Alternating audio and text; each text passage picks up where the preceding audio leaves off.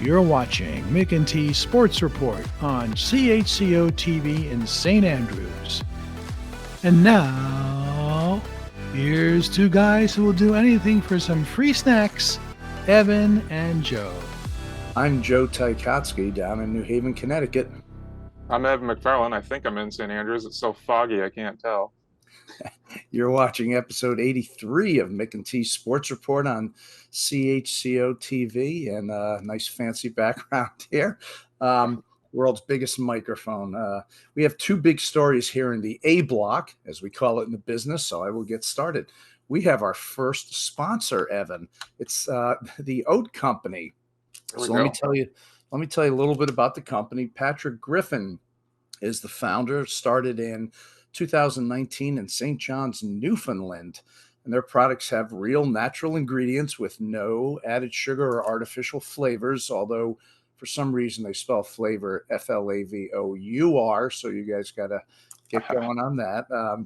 They're vegan, gluten-free, and dairy-free, which usually means taste-free, but these things are really, really good. They come in 4 flavors: sea salt brownie, peanut butter cup, snowball, and wild blueberry. Which they're awesome. I've had a few of the sea salt brownie ones, but I can't keep. If you put peanut butter and chocolate, you could put it around a rock, and I'm going to eat them. That is my downfall. So this wild blueberry one's got organic dates, oats, cashews, vanilla, and wild blueberries. I'm gonna try one here. So nice. See, I didn't know. I don't even have any left. That's how short food lives in my space. You with your fancy new office, clearly you're getting the better budget in this portion of our show, because your office there is a lot bigger than mine. A little morning sip of the scotch with it, and you can buy these at over 300 stores throughout Canada, including Nature's Farm Markets and Kamloops, British Columbia, Rings Pharmacy in Hay River in the Northwest Territories, a place I know Evan likes to frequent, called the Naked Pantry in Oakville, Ontario. I'm banned. And right here in New Brunswick, you can find them at the Sobeys on Plaza Avenue in St. John's. So you can always buy them online at oatcompany.com. And living here in the States, they don't ship them for now, but I get mine smuggled over the border and delivered to me at AAU basketball tournaments. I kid you not. Shout out Robin Pauck. Hopefully none of us get in trouble. So get yourself some Oat Company bars. And here's the part where I read the tagline: real ingredients, really good, and made right here, or there, I should say. The other big news is back on April 8th, St. Andrews Mayor Brad Henderson announced he'll be stepping down in early June. I've known Brad mainly through my numerous visits up there and as we interviewed him on our show, and about as down-to-earth a mayor as you can find, and has added a lot to the town. But I'll let Evan chat about it because he's known Brad much, much longer than me. Yeah, for sure. And I mean, we all rag on Brad, but that's the glory of him, is that he can take it and he gives it back. But in terms of his job as mayor, I think he's been exceptional. He came in at a time when there was a lot of things changing in our little town, and it was some fresh blood. And he is stepping down. But then people neglect to talk about the fact that he stayed on for an extra term longer than he originally planned for, and he's done a great job. And I think that's big shoes to fill for this town. There's still a lot of stuff changing, and whoever comes in, one, is going to have their hands full with everything that's going on, but two, just kind of filling those shoes, I think, is going to be a tough job, but it's exciting. And we wish Brad all the happiness in his spare time with his family, as he's got a growing family. And Brad, know that you've done a great job for St. Andrews, and you've certainly left your mark, and we appreciate everything. And this is the perfect lead into the start of your campaign. That's awesome. You're running for mayor, Evan. Yeah, no, I'm going to do the exact same thing that my good friend Paul Logan did. I will say thank you to everybody who has reached out to me about possibly doing it, but at this current time, I have no intentions on putting my name forward. But I appreciate everybody thinking I'd be great for it. From both of us here on Mc&T Sports Report, we're not really sure we'll be having Brad on as a guest anymore since he's no longer the mayor. But yeah, he's just an awesome sport about everything, and has really added as Evan has added a lot to the fabric of the town that so many of us love. So well done, Mayor. Agreed. All right. Well, after the break, we'll interview someone whose older brother has been a fixture on our show over the past 5 years.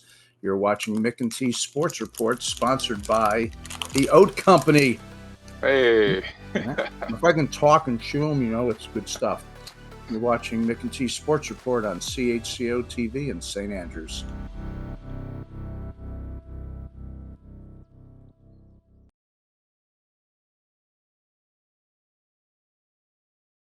Welcome back to Mc&T Sports Report on CHCO-TV.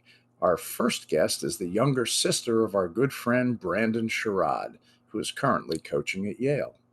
His sister Chelsea Sherrod was the TV sideline reporter this past season for the national champion UConn women's basketball team on the SNY Network. Chelsea played collegiate basketball at Albertus Magnus College in New Haven before embarking on her media career. She's been a production assistant at NBC Sports, the weekend sports anchor at WKTV in Utica, New York, and a host and reporter at the NESN Network in Boston before landing at SNY in 2022. So to give us some TV insights and some inside info on the UConn women's team, let's welcome in Chelsea Sherrod. Chelsea, welcome to the show. Thank you so much for having me. I'm excited to be here. Yeah, we appreciate your time. Talk to your brother a little bit. So I'm assuming you're going to upstage him pretty quickly. For sure. Well, we have interviewed your brother Brandon on our show numerous times, including once from Italy during his playing days, and he's expressed to us on numerous occasions just how proud he is of your media career. Now, growing up, did you always have thoughts of getting into sports broadcasting? No, not at all, actually. I'm very envious of people who kind of know what they want to do very early on and kind of follow through with it. No, I think like every young kid who played sports growing up, you kind of have that dream of playing professionally. And I played soccer growing up. And so that was kind of what I was mostly focused on. I didn't get introduced to the media industry or sports media landscape until my junior year of college. So pretty late into my educational path. And so through a former professor who was also the assistant SID at the time of the school that I went to, Albertus Magnus College, she introduced me to the industry, and then we just kind of went on from there. So no, I didn't. I wasn't 5 years old with a microphone interviewing people, but sometimes I wish I was. I tried that and it flamed out at age 13, I think. So, Evan, what do you got? You're still trying, Joe. We get it. And I mean, it's not like you've kind of settled in a small market. The New York sports market is like the largest in the States, and SNY is certainly a prominent sports network. So what other sports do you cover for the network throughout the years, and which pro teams do you enjoy the most covering? Yeah, so the cool thing about working at SNY is that it allows me to be versatile. So we obviously are the home of the Mets. So I'll do some pregame, postgame coverage for that. We cover the Jets. We do pregame, postgame coverage for them. We also have some like NFL draft shows that we're doing this week that I'll be doing, which is going to be a lot of fun. We cover the Nets, the Knicks, especially right now in the playoffs. I was at Madison Square Garden last night. And we cover the Yankees, the Rangers, the Islanders, the Devils. So all of the New York pro sports we cover. We also do cover the local colleges like St. John's, Rutgers, and things like that. So that's been really great. One of my favorite pro sports teams to cover, obviously, is the Knicks because I'm obviously very basketball centered, I guess, from my upbringing. But I've been loving covering baseball. And I think through my time when I worked in Boston and then now being at SNY covering some of the most prominent baseball teams in the majors, I've definitely grown an affinity towards the sport. So, yeah. Cool. It is the Northeast is certainly a hotbed for baseball. Yeah. All right, let's move on to a team that's near and dear to my heart, the old alma mater, the University of Connecticut, and their 12-time champion women's basketball team. You're still early in your media career, and now all of a sudden you're doing sideline reporting for a juggernaut like UConn women. You had to be nervous the first time you did one of those halftime interviews. I remember when I watched you for the first time, I was nervous for you, not knowing what Hall of Fame coach Gino would say. What kind of nerves do you have going into that? Oh, of course I was nervous. It's so interesting because for me, I've always been a person of like, you have to prepare correctly. And if you're prepared, you're confident into whatever you're going into. But with Gino, you can prepare so much and you just never know what he's going to give you, where he's going to take an interview or a question or things like that.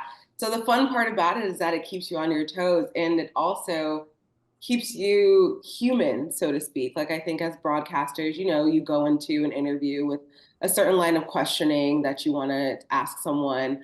But I think what makes a good broadcaster, a good interviewer, journalist, reporter is being able to adjust on the fly, and being able to engage your interviewee. And so, yes, I was incredibly nervous to interview Gino the first time, but he made me feel so comfortable that it kind of just felt like we were talking. And of course, there's a lot of things that go on behind the scenes before the game. Like, we met prior to me doing my first broadcast, like months before, because I started covering them the postseason before I started doing sideline. So we knew each other. And so he was familiar. Yes, I didn't know what he was going to say to my questions, but I knew that because we kind of had that relationship already built, so to speak, that we weren't going to make each other look crazy. Now, did he ever give you one of his infamous answer your question and then just walk off because he's so pissed at his team kind of deals? Oh, yeah. He actually gave me one of those. He didn't give me many of those, but he gave me one of those when they were playing Seton Hall this past season at Seton Hall. I forget what happened to end the half, but he was not happy. I don't know if Paige may not have taken the last shot or like the time ran out or something, but he was not happy. And we go over to interview him and I can see that he's fuming. And that situation was just a one question interview. Because, you ask coach, what happened there, or what did you like, or what didn't you like from your team? What do they need to improve on? Whatever it was. And he said what he needed to say and left. And I was like, thank you very much. Yep. Back to you guys. But that's the fun with it. And I felt like I had been due for one of those because I didn't get many of those with him. So it was a lot of fun for us because we were like, wow, he was hot. So I always like when something bad happened right before the half because I knew it would lead into a good interview. yeah. Yeah, what do you got? Awesome. Yeah. And I mean, like, as a sideline reporter, things are constantly changing, I guess, and you can't really script that out. So how many reports do you file during the course of a typical UConn game? And how do you decide what you're going to talk about during the game? Yeah, so typically leading into a game, I'll send our producers and directors maybe like 3 or 4 storylines that I'll have, depending on the media availability that we had that week, and what we got from the players or for coach during that availability. So the cool thing about working at SNY is we're so collaborative.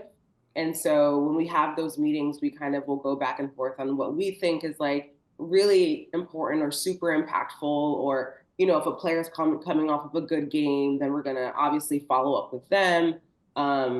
So yeah, typically like 3 or 4 storylines, and then depending on how the game is going or the flow of the game, we'll kind of pick and choose which storylines to go with. So in the back of my head, I have like 4 different types of themes that I have going on, so that any given second, if the producer's like, okay, we're going to go in this direction, then you'll do that story. And so a lot of preparation does go into that, and everyone's preparation looks different. And that's something that I've learned in the industry, is that you have to figure out what your style is. But yeah, I would say 3 or 4 stories, then you kind of just go with the flow. And sometimes you don't do any of those stories because the game is so good, or a player who hasn't really played is now going off, and then you just kind of revert back to something that you may have had a few weeks ago and you bring that story back. So there definitely is like a song and dance to it. For sure. All right, now you basically have been with the covering the team for the better part of 2 years. Some of your favorite UConn women's players to interview during that time? Oh my gosh. Oh. One thing I will say, UConn players, they are media trained, well media trained. So they're always great to interview. One of my favorites, though, would be Nika Mule. She was incredible. She's currently their assist leader. She actually came back to UConn this season just to visit the team and watch them. And so I got to interview her during that game again. But she was just like, she was so passionate about playing and about the team. And so whenever she talked about basketball, she would light up. She was so engaging. And I think, you know, when you're talking to college players, some of them are 17 and I've never talked to anyone before. So you don't know what you're going to get. And their answers could be very short. And some of them are 21, 22, 23, and they're more polished. And so for Nika, I was able to meet her in her junior year, and just kind of seeing the way that our relationship developed was so enlightening and impactful for me, because our interviews just got so much better because we were able to build that rapport. So she was always fun. She would always give us like little like nuggets too of like, I don't know, just like a one-liner that was super funny. She would always make jokes about Gino, which is always fun. So I would have to say Nika. Paige is also great too, but Nika was so fun.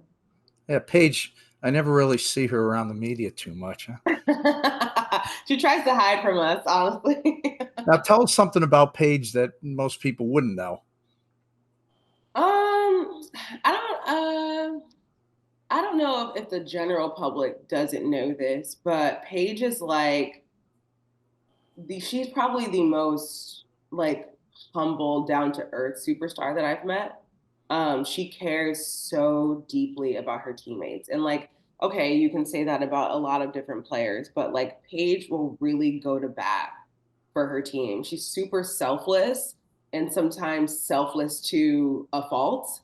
There were times where Gino, you know, wanted her to take more shots or wanted her to delegate a little bit more. But Paige cares so much about people and about her relationships. And when she meets a person, she engages with them, and she'll remember them the next time that she sees them. Like, and I'm sure you have probably seen some of the pictures and videos, but Paige will stay after games for 20, 30 minutes to sign autographs, to meet people, to take pictures.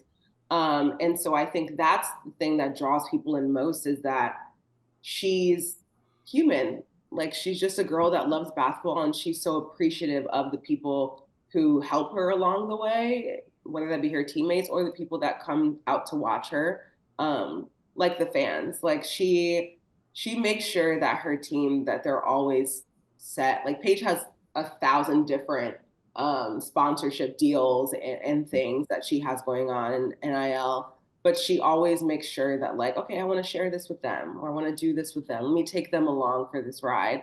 And I think that over everything, all of her accolades, is probably the coolest thing about her. Good. That's cool to hear. Good to have. Yeah.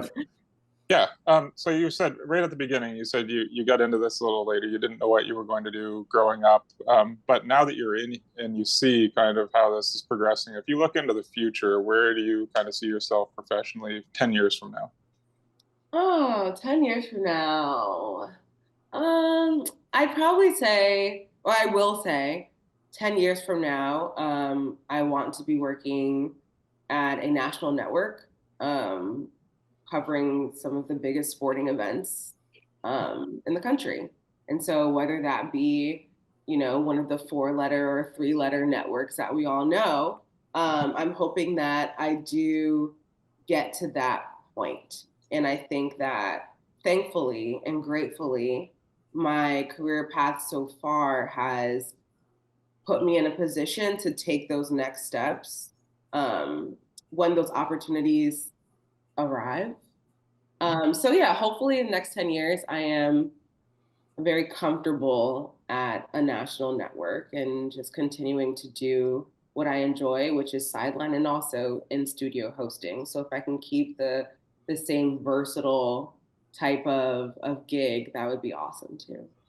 There's a 4-letter network in Atlantic, Canada that I'm sure would have an opening to boost the ratings a little bit, a lot. Absolutely. Before we let you go, I'd be remiss if I didn't ask you this, since you covered Yukon for a while. What is your favorite ice cream flavor from the Yukon Dairy Bar? Okay, Joe, you're not gonna like this. You're not gonna like this. And I'm ashamed to say this. I never went to the dairy bar. Oh my God. And you know what's funny? This interview is over. Chairs flipping. Crazy because I was talking to my photographer. We landed back from Tampa from the Final Four, and we were driving up to Yukon for their championship rally, like with like the student body and things. And we were joking, like, wow, like, you know, we just landed. Now we're driving back up to stores. Like, this is our last ride up to stores. Right now, we don't know when we're going to be back up there. And he was like, man, I should try to stop at the dairy bar. And then it dawned on me that I have never been there. So that is still TBD. I did hear that the 40th anniversary flavors that they did for Gino and CD were really good. But I haven't been to the dairy bar, so I apologize. Okay, well, I'll hit you with an alternate. I'll hit you with an alternate question then. I'll hit you an alternate. Pepe's, Sally's, or Modern for pizza? Pepe's. There you go. Without a doubt. We got to get Evan down here one of these times. No kidding. I think in St. Andrews they want to name an ice cream flavor after your brother one of these years. No way. He is like the local celebrity. We're working on it. Well, she is Chelsea Sherrod, sports reporter and host at the SNY Network. Our American viewers can catch her on their cable networks and streaming services, and our Canadian viewers can do what Evan does, get SNY illegally. Right, Ev? Is that how it goes? Come on. But Chelsea, thanks so much for coming on the show. And we really need to get you up to St. Andrews with your brother one of these days. Listen, I've got to get up there. I was telling him, I said, I haven't been to Canada yet. So he needs to make that happen. So hopefully he does. But thank you so much for having me on. I really appreciate it. And don't think that he has to be here for you to come. I mean, that's not the entryway into Very town. true. I appreciate that, and thank you. We'll be back after this short break, and you're watching Mc&T Sports Report on CHCO-TV in St. Andrews.